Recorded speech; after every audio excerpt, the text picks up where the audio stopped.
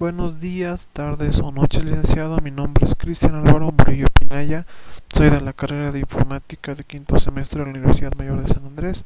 En esta ocasión le presentaré mi proyecto enfocado en lo que sería una calculadora en Linux usando Assembler.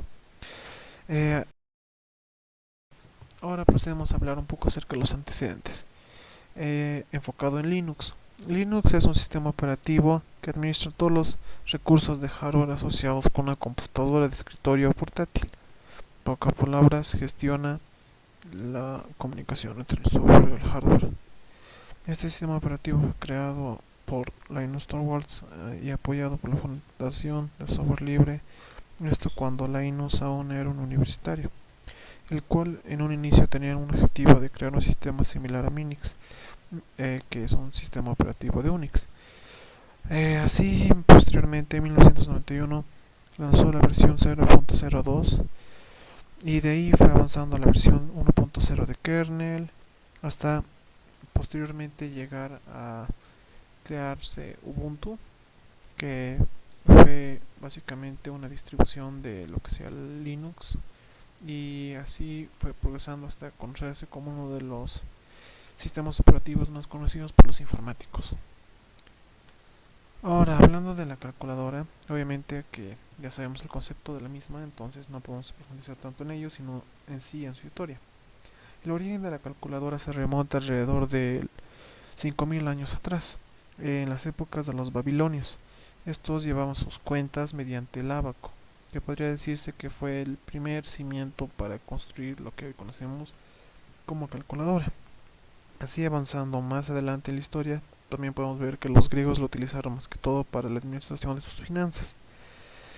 Pero no fue hasta que en 1623 el alemán Wilhelm Schickard fue quien creó un primer dispositivo con el objetivo de realizar operaciones aritméticas. Varios años después se establecería finalmente el concepto de la calculadora, específicamente en el año 1642, gracias al inventor Blaise Pascal, que llegó a, a sumar eh, alrededor de 8 cifras y restas igualmente, hito que era histórico para ese momento, y de ahí en más fue evolucionando poco a poco la calculadora hasta conocer lo que es hoy en día, que incluso puede llegar a graficar en muchos casos las más actuales y a realizar diversas operaciones que ya no solo se limitan a las operaciones aritméticas. Ahora, hablando sobre lo que es Assembler, el lenguaje ensamblador ha sido parte de la historia de la informática desde los inicios de la misma. Podríamos decir que la primera interacción de esta fue en el año 1949, cuando fue desarrollado la EDSAC, que significa Electronic Delay Storage Automatic Calculator, siendo que esta misma fue la primera en incorporar órdenes internas y fue desarrollada por Beatrice Worsley en mayo de ese mismo año. Así, un año después, en 1950, Mauricio B. Wilkes de la Universidad de Cambridge lo cimentó de manera oficial lo que sería ya este lenguaje ensamblador. Ahora, mencionando algunas ventajas del lenguaje ensamblador o assembler, rápidamente, la primera sería permite que los trabajos complejos se ejecuten de manera más sencilla. Otra sería que es eficiente en la memoria ya que requiere menos memoria. La otra es más rápida en velocidad ya que su tiempo de ejecución es menor. Está principalmente orientado al hardware y es un sistema integrado de bajo nivel. Ahora, continuando con la parte más importante del video, o sea, el proyecto en sí, tenemos el mencionado proyecto en Assembler en Ubuntu. Lo diferente a lo visto en clases es que Ubuntu corresponde a la rama de Linux y no es en sí lo que hemos visto en clases, pero es parecido, por así decirlo, solo que no es el mismo lenguaje. Sistema operativo. Ok, ahora, primeramente tenemos lo que va a ser el menú líneas de comando. Ok, entonces nos muestra las opciones que vamos a elegir, siendo que podemos elegir entre la suma, la resta, la multiplicación, la división y además del módulo. con el objetivo de no tener mucho texto en pantalla, se decidió solamente por limitarse a esas 5 operaciones. Como primer dato a introducir, vamos a tener el primer número, que aquí va a estar el código, la línea de código que nos va a mostrar por pantalla, y nos va a pedir que ingresemos el primer número. Después vamos a tener el segundo número, que igual va a aparecer, y seguido de la solicitud de del ingreso de datos, vamos a tener la parte que nos va a pedir que introduzcamos la opción que queremos entre estas 5. De aquí en más, estos son los textos que se van a mostrar para cada operación. Si se escoge a uno, va a aparecer el resultado de la suma y el resultado correspondiente. Para el de la resta, el resultado de la resta y el resultado correspondiente. Para la multiplicación y división. Y para el módulo igualmente se va a mostrar así. Ok, ahora continuando, tenemos nuestras variables externas, las cuales nos van a ayudar a realizar las operaciones. Con el número 1, número 2, que van a ser nuestros números que vamos a introducir, la opción obviamente que vamos a elegir, la suma, resta, multiplicación, división y el módulo. Ahora, continuando con lo que sería el primer mensaje, lo primero que se va a mostrar en pantalla, por así decirlo, va a ser todo esto, todas estas 5 líneas, todo, la calculadora, las opciones, básicamente una especie de menú. Ok, entonces con el primer número, este bloque de comandos básicamente, o de código por así decirlo, nos va a pedir nos va a mostrar, mejor dicho, lo que sería esta línea que ya mencionamos, y vamos a ingresar lo que sería el número. Lo mismo para esta línea en la cual vamos a ingresar, nos va a aparecer ingresa el segundo número, entonces nosotros vamos a poner por ejemplo el 2 igualmente, y ya se almacena en nuestra variable número 2, igual que aquí. Ahora, en la opción elegir lo mismo, nos va a aparecer el mensaje ingresa la opción, y vamos a introducir qué opción vamos a escoger entre esas 5. Continuando, tenemos tenemos la parte dedicada a la elección de la opción. Entonces vamos a tener para la opción 1, que nos va a mandar directamente a sumar si es igual. Para la opción 2, si es 2 la opción que hemos escogido, nos va a mandar a la función de restar. Si es 3 la opción que hemos ingresado, nos va a mandar a multiplicar. Si la opción que escogimos fue 4, nos va a mandar a dividir. Y si es 5, nos va a mandar a la opción que es el módulo.